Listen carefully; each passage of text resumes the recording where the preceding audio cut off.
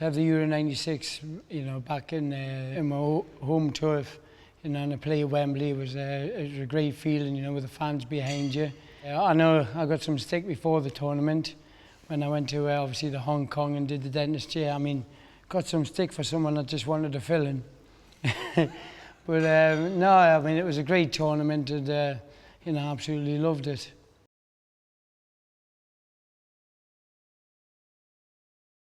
Whoever scores the goal has got to do the dentist chair, you know, and probably with me being a plonky, it was me that scored. But it was great because I was playing in Glasgow Rangers at the time and I trained with the lads, 7 of the players who played for the national team, and they were saying like, oh Paul, we're going to whop you, and I said, listen, you don't realise that I know how 7 years play and you don't know how I play. And so obviously to get the goal against them was fantastic. It was a great goal, and you know, they get voted, I think it was the best goal in 100 years at Wembley. You know, the atmosphere afterwards, you know, when you get back in the Wembley dressing room, you've got the big bath and we're doing somersaults in the bath and everything. It was great.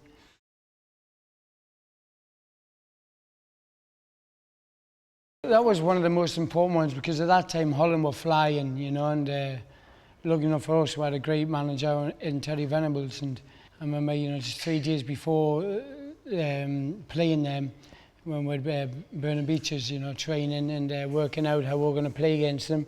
And it was a matter with Terry Venables just saying, you know, go out and just enjoy your game, and you know, if everyone played well, then you know, we got a chance of winning. But we didn't just win and beat them, you know, we battered them. And I always remember that game because I remember it was about 5 minutes ago, and David Platt had actually come on sub, and he gave us the ball and he went, go on, Gazza, it's your game.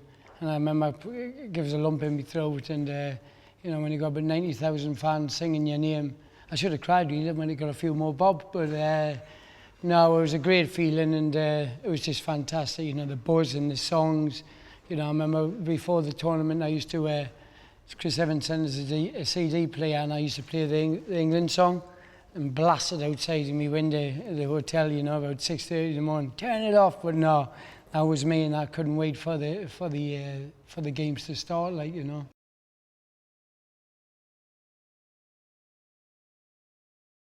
I played against Shearer when I was, I think I was at Newcastle, and he was only a young kid, you know, then. And I said to him, you know, you carry on, son, you're going to be a great player, and if you do really well, you'll end up playing for Newcastle one day.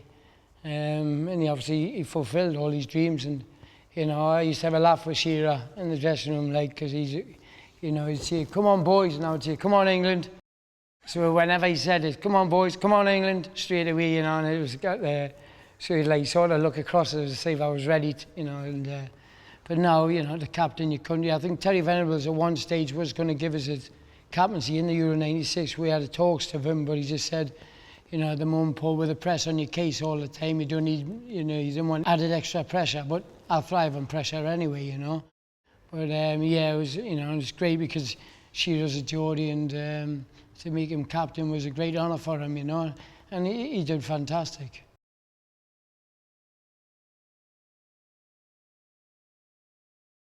Obviously, I made my debut for England. You know, I think the main debut was Albania when I scored. But in my career, I mean, I remember always because of the press give us take when I went to Scotland, they said I wouldn't do it, and you know, I collected just with every ward there was up there, and then scoring a hat-trick to win the league. That was magnificent, you know. But no, just obviously to put on the England shirt and walking up that tunnel. And when you're coming up where you've got 10 yards to go, and then you just see the, you know, the goal, and you see all the fans there, and then when you actually come up with the noise and the buzz. Where I grew up, there's a park there, just a little old park where you play football and you just put the jackets down and that. And sometimes when I drive past there, you know, sometimes I get a lump in my throat and think, God, I'm so crying.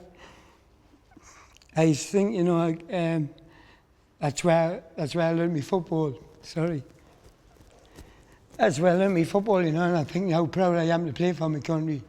And I think some of the players nowadays, it hurts me because I don't think some of them do. No, there's nothing better than to play for the, you know, the king and queen of your country, and I absolutely loved it. You know, I thrived on it. I couldn't wait for the next game. You know, I just really, really loved it. You know, just wearing the shirt with the England badge on us, you can't beat it.